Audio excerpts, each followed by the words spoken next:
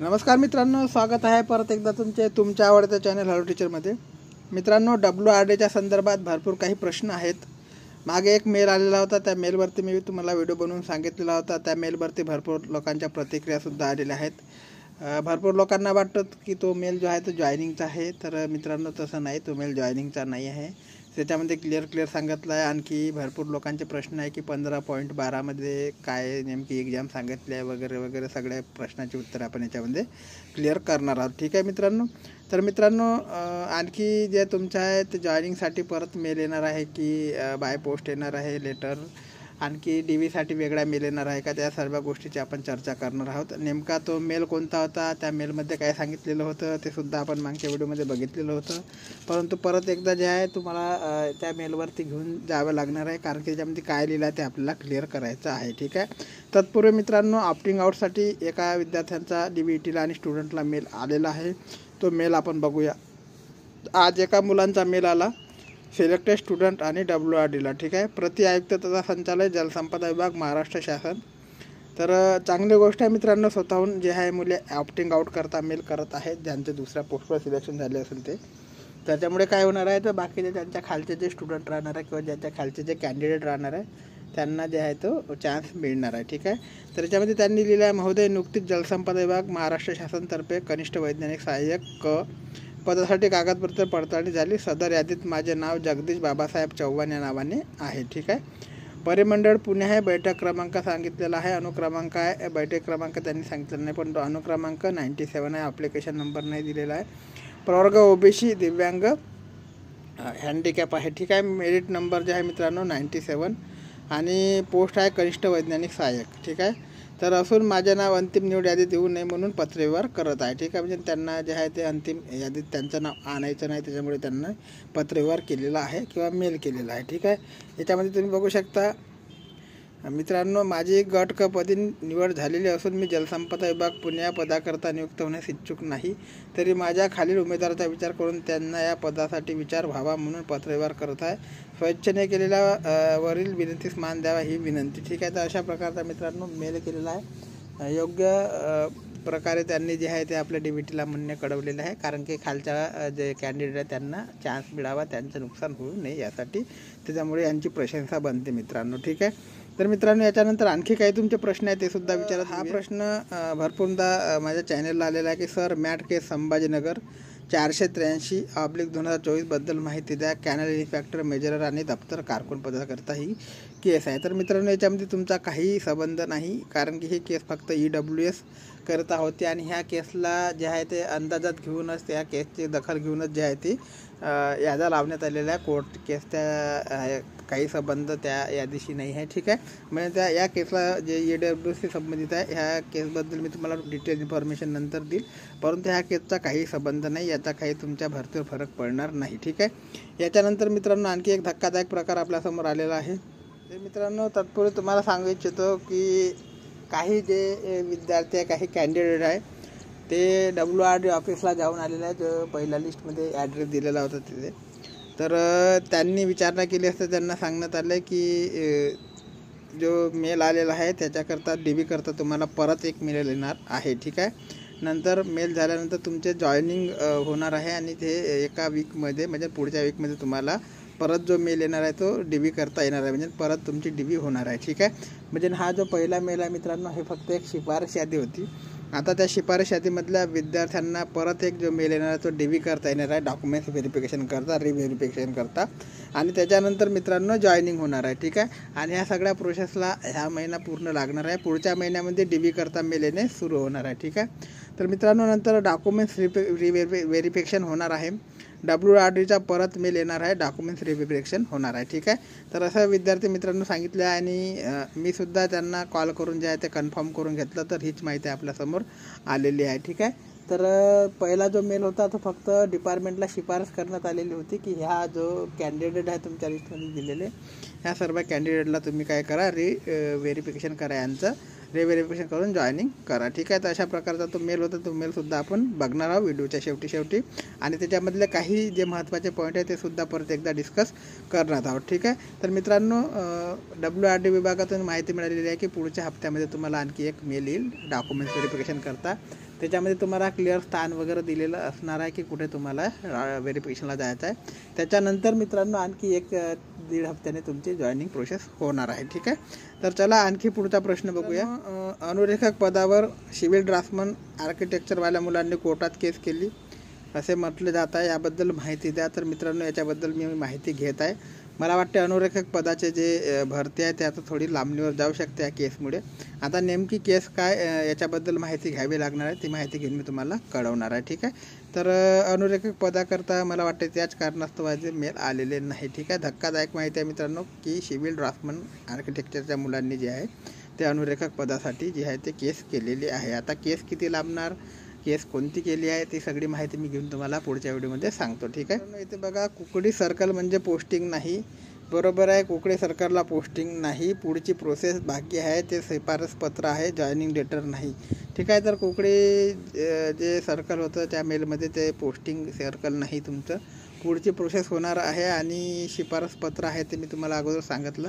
Joining letter तुमची DV verification होण्यानंतर, रिव्हेरिफिकेशन झाल्यानंतर तुम्हाला डिपार्टमेंट देणार आहे. ठीक आहे, हा सुद्धा जे आहे ते एक अति महत्त्वाचा मेसेज आहे. तर मित्रांनो, सर ईमेलमध्ये जी कागदपत्रे मागितली आहे ती तपासणीसाठी कुठे घेऊन जायचे, कधी जायचे याचा उल्लेख केलेला नाही. DV तिथे झाला तिथे जायचे की ईमेलमध्ये जे नाव दिले आहे तिथे जायचे, कृपया करून सांगा. तर मित्रांनो, मी अगोदर सांगितलं तुम्हाला याच्याकरता DV करता जो आहे ते मेल येणार आहे. ठीक आहे, पुढच्या वीकमध्ये तुम्हाला मेल येणार आहे. त्याच्यामध्ये सर्व इन्फॉर्मेशन दिलेली असेल, रिव्हेरिफिकेशन इन्फॉर्मेशन तुम्हाला दिलेली असेल, डॉक्युमेंट्स कोणते लागते ते मेलमध्ये दिलेले आहे. परत एकदा आपण बघून घेऊया, काही हरकत नाही. परंतु तुम्हाला जे ठिकाण आहे ते ठिकाण पुढच्या मेलद्वारे तुम्हाला कळवण्यात येणार आहे. ठीक आहे, पुढचा प्रश्न बघूया मित्रांनो. याच्यामध्ये विचारण्यात आले की सर जॉईनिंग करताना कास्ट व्हॅलिडिटी सर्टिफिकेट कंपल्सरी लागते का, की नंतर सबमिट केलं तरी चालेल. तर मित्रांनो, जॉईनिंग करताना कास्ट व्हॅलिडिटी सर्टिफिकेट तुमच्याकडे नसेल तरी 6 महिन्याचा कालावधी डिपार्टमेंट तुम्हाला देत असतं. 6 महिन्याच्या आत तुम्ही काढून ते सबमिट करू शकता. ठीक आहे, पुढचा प्रश्न बघूया. सर ते वर्तवणूक प्रमाणपत्रासाठी कोणता फॉर्मॅट घ्यायचा त्यावर एक व्हिडिओ बनवा. तर मित्रांनो, जे कॅरेक्टर सर्टिफिकेट आहे त्याच्याकरता जो भरपूर काही फॉर्मॅट उपलब्ध असतात. परंतु मला वाटते डिपार्टमेंट तुम्हाला जेव्हा तुमचं डॉक्युमेंट्स व्हेरिफिकेशन होईल त्याच्यानंतर तुम्हाला काही फॉर्मॅट देईल. जर त्यांनी फॉर्मॅट दिलं नाही तर मग मी तुम्हाला सांगेल कोणता फॉर्मॅट घ्यायचा आहे. परंतु तुमचं व्हेरिफिकेशन झाल्यानंतर जेव्हा जॉईनिंग लेटर दिलं जाईल त्याच्या अगोदर तुम्हाला एक फॉर्मॅटसुद्धा प्रोव्हाइड करू शकते डिपार्टमेंट. ठीक आहे, तर नंतर आहे मित्रांनो, सर नागपूर डिव्हिजन ट्रेसर पोस्टची सुधारित आणि प्रतीक्षा यादी आणखी लागणार का. तर याच्याबद्दल मित्रांनो सध्या तरी काही सांगता येत नाही. चान्सेस कमी आहे नागपूर डिव्हिजनची जी आहे ती सुधारित यादी परत लागण्याची, कारण की ऑलरेडी जे आहे ते याद्या लागलेल्या आहे. ठीक आहे, नंतर 15.12 पॉईंटमध्ये कोणती एक्झाम सांगितलेली आहे तर ते सुद्धा आपण बघून घेऊया. मित्रांनो, डिपार्टमेंटल एक्झाम असतात त्या तुम्हाला पास करायच्या असतात. ठीक आहे, नंतर बघूया. त्यांनी सांगितले की पुणेवाल्यांना पुणेच भेटेल याची गॅरंटी नाही, नागपूर पण पुणे अंडर येणार म्हणे. ऑल ओव्हर महाराष्ट्रात कुठे पण भेटू शकते, आजच विचारलं त्यांना भेटून. तर एकांचा मेल आलेला आहे, मेसेज आलेला आहे आपल्याला की त्यांनी विचारणा केली असता त्या WRD ऑफिसकडून त्यांना अशी माहिती मिळाली आहे की पुणे डिव्हिजनवाल्याला पुणेच मिळणार याची गॅरंटी नाही, नागपूर पण मिळू शकते कारण की ते पुण्याच्या अंडरमध्ये येते. ऑल ओव्हर महाराष्ट्रात कुठे पण पोस्टिंग मिळू शकते असं यांचं म्हणणं आहे. ठीक आहे, बघूया, काही हरकत नाही. याच्यानंतर मित्रांनो, तुम्हाला मी सांगितलेलं होतं की जे पद असणार आहे त्या पदानुसार तुमचं काय कार्य असणार आहे. तर याच्यामध्ये मी मागे एक व्हिडिओसुद्धा छोटासा घेऊन आलेलो होतो. तर परत एकदा तुम्हाला सांगू इच्छितो या व्हिडिओच्या माध्यमातून की कार्यकारी संचालक जे असतात मित्रांनो वरचं पोस्ट, तर याच्यामध्ये त्यांना काय कामं असतात, नंतर मुख्य लेखा वित्त अधिकारी यांना काय कामे असतात, अधीक्षक अभियंता, कार्यकारी अभियंता, विशेष अधीक्षक, प्रथम लिपिक, वरिष्ठ लिपिक, नंतर उपविभागीय अभियंता किंवा अधिकारी, सहसंचालक, सहाय्यक श्रेणी 2, शाखा अभियंता, लेखा अधिकारी, सहाय्यक लेखा अधिकारी, प्रमुख आरेखक, अनुरेखक, आरेखक, वरिष्ठ लिपिक, लेखा शाखा, आस्थापना, भांडार शाखा आणि संगणक शाखा, ह्या सगळ्यांचे जे आहे मित्रांनो याच्यामध्ये देण्यात आलेली आहे. याच्यावरती वेगळा व्हिडिओ मी बनवणार आहे. ठीक आहे, याच्यामध्ये शॉर्टकटमध्ये माहिती देण्यात आलेली आहे तुम्हाला की त्यांना कोणते कार्य करायचे असतात. ठीक आहे, याच्यानंतर पुढचा बघू मित्रांनो. आता PT उमेदवाराच्या संदर्भात भरपूर लोकांचा जे होता तो संभ्रम होता. भरपूर लोकांचे प्रश्न होते की PT म्हणजे नेमकं काय. तर फार सुंदर उत्तर यांनी आपल्या चॅनलला दिलेलं आहे आणि फार चांगला मेल यांनी केलेला आहे. जे आपल्या चॅनलचे कॅन्डिडेट आहे त्यांनी. तर याच्यामध्ये त्यांनी सांगितलं PT म्हणजे पदवी मिळाल्यानंतर महाराष्ट्र शासनाकडून अशा उमेदवारांना स्वयंरोजगार कार्यालयाकडून शासनाच्या कुठल्याही एका शासकीय कार्यालयात दिली 3 वर्षासाठी तात्पुरती नियुक्ती, त्याला आपण पार्ट टाईम बेसिकवर दिली जायची, अशा उमेदवारांना पदवीधर अंशकालीन म्हटले जाते. ठीक आहे. तर याच्याकरता मी व्हिडिओ बनवला आहे ऑलरेडी मित्रांनो चॅनलला. ते व्हिडिओ चॅनलला ऑलरेडी आहे. त्याची जमले तर मिळाले तर लिंक मी तुम्हाला डिस्क्रिप्शन बॉक्समध्ये देणार आहे. तिथे जाऊन तुम्ही पार्ट टाईम उमेदवार म्हणजे काय ते डिटेलमध्ये बघू शकता. ठीक आहे. 2003 नंतर हे सर्व बंद झाले आहे. 2003पर्यंत ज्या लोकांनी अशा पद्धतीने कामे केली आहेत आणि ज्यांनी याची नोंद स्वयंरोजगार कार्यालयात केली आहे तेच मुळाचे पदवीधर अंशकालीन आहेत. ठीक आहे. फार सुंदर स्पष्टीकरण यांनी सांगितलेलं आहे.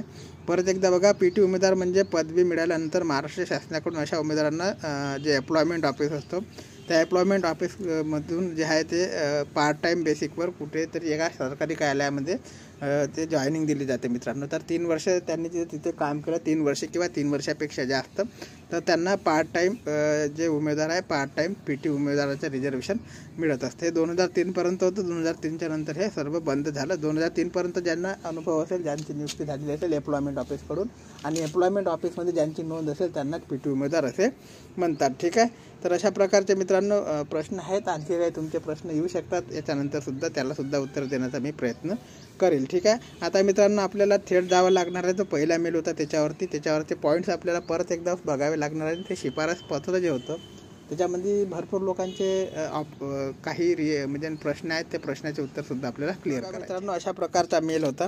ठीक आहे. 9/8/2024चा WRD ऑफिसकडून आलेला होता. अधीक्षक अभियंता. ठीक आहे. कोकणी सिंचन मंडळ पुणे. ठीक आहे. विषय काय होता तर दप्तर कारकून गट क या पदावर जलसंपदा विभागामार्फत नामनिर्देश तात्पुरती नियुक्ती करता शिफारस होता. ठीक आहे. याच्यात क्लिअरली लिहिलं आहे मित्रांनो, शिफारस पत्र आहे, जॉईनिंग लेटर नाही. तरी भरपूर लोकांचे म्हणणे आहे की सर हे जॉईनिंग लेटर आहे का, तर हे मित्रांनो शिफारस पत्र आहे जे विभागाला देण्यात आलेलं आहे. तर शिफारस म्हणजे काय, तर ह्या जे उमेदवार लिस्टमध्ये देण्यात आलेले आहे त्या उमेदवारांची शिफारस करण्यात आलेली आहे. ठीक आहे. आता त्यांचं काय होणार आहे, परत DV होणार आहे. परत DV झाल्यानंतर त्यांना जॉईनिंग लेटर देण्यात येईल. परत त्याच्या अगोदर तुम्हाला कॅरेक्टर सर्टिफिकेटसुद्धा जमा करायचे आहे. कॅरेक्टर सर्टिफिकेटचा फॉर्मॅट डिपार्टमेंट देईल, नाही दिला तर मी तुम्हाला सांगेल कोणतं कॅरेक्टर सर्टिफिकेट घ्यायचं आहे. ठीक आहे.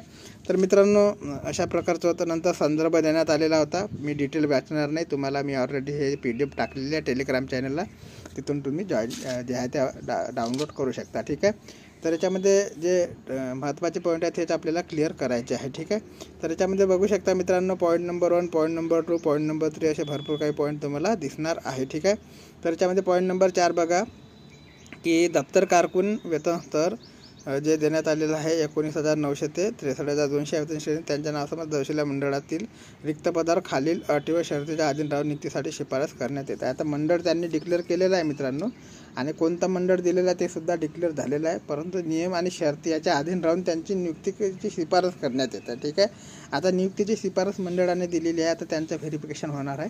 आता मी अगोदर सांगितलं की त्यांनी विचारणा केली असता त्यांना काही मुलांना सांगितण्यात आले की हेच पुण्याला पुणे डिव्हिजन मिळेल असं नाही, नागपूर डिव्हिजनसुद्धा मिळू शकतं. तर याच्याबद्दल थोडासा संभ्रम आहे, याची माहिती आपल्याला पुढे पूर्ण करावी लागेल, कारण की याच्यात क्लिअर दिलेलं आहे की ज्या मंडळाच्या नावाखाली तुमची शिफारस करण्यात आलेली आहे ते मंडळ देण्यात येईल. ठीक आहे. तर उमेदवारांची नियुक्ती व सविस्तर पदस्थापना आदेश निर्गमित करण्यापूर्वी मंडळाने व त्यानुसार उमेदवार रुजू करून घेण्यापूर्वी संबंधित विभागाने खालीलप्रमाणे मूळ प्रमाणपत्र तपासून घ्यावीत, नंतर नियुक्ती जे आहे ते देण्यात यावी. ठीक आहे. आता मूळ प्रमाणपत्र परत एकदा चेक करण्यासाठी काय करावं लागणार आहे, त्यांना एक मेल परत पाठवावं लागणार आहे डिपार्टमेंटला.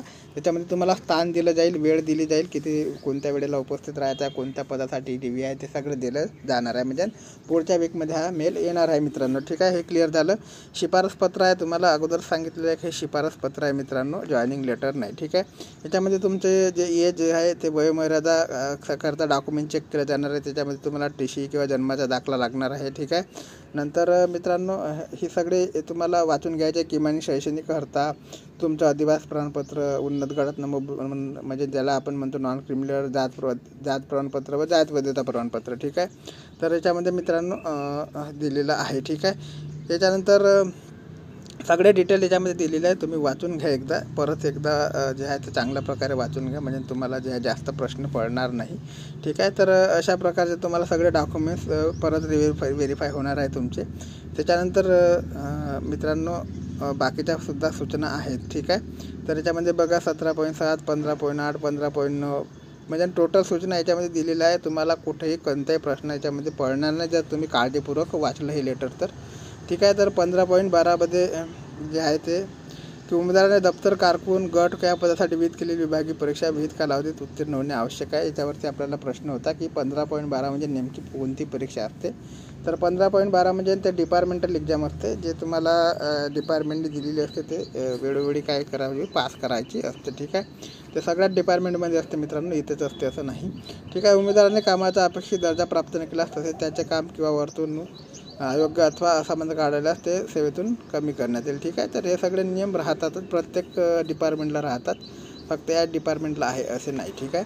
तर भरपूर काही नियम आहे बघा इथेच. पूर्ण जे PDF आहे मी टाकलेली आहे ऑलरेडी आपल्या टेलिग्राम चॅनलला. ठीक आहे. ते जाऊन तुम्हाला वाचून घ्यायचे आहे. ठीक आहे. तर म्हणजे हे शिफारसपत्र आहे, क्लिअर झालेलं आहे. हे बघा, असाबाधिकार असल्यास त्यांची नियुक्ती कोणते कारण येतात 1 महिन्याच्या नोटीस देऊन समाप्तसुद्धा करण्यात येईल.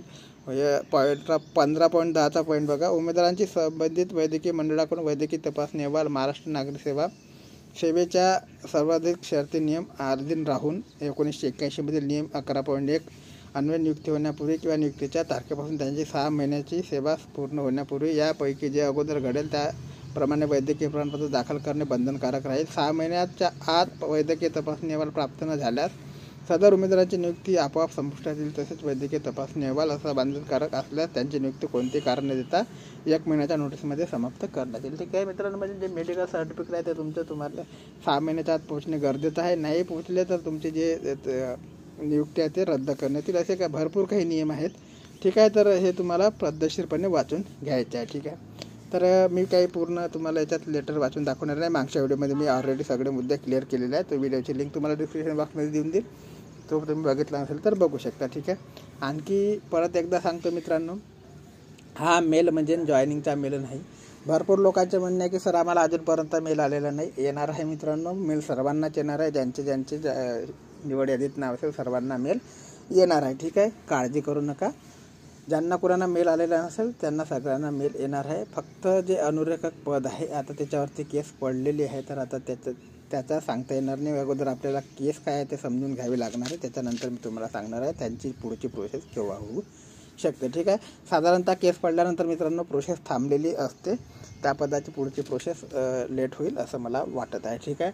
बाकी सगळ्यांना मेल येणार आहे, चिंता करू नका. आणखी पुढचा मेलसुद्धा येणार आहे DV करता आलेल्या मेलमध्ये तुम्हाला स्थानसुद्धा दिलं जाणार आहे, तारीख, वेळ, सर्व डिटेल तुम्हाला दिली जाणार आहे. त्याच्यानंतर जसं तुमचं DV होईल त्याच्यानंतर 1 हप्त्याच्या आत तुमची जॉईनिंग येऊ शकते. ठीक आहे. तर आणखी काही अपडेट माहिती आली, काही प्रश्न तुमचे असेल चॅनलला विचारू शकता, मी उत्तर देण्याचा प्रयत्न माझ्या परीने करेल. ठीक आहे. तोपर्यंत मित्रांनो जय हिंद, जय महाराष्ट्र, जय शिवराय.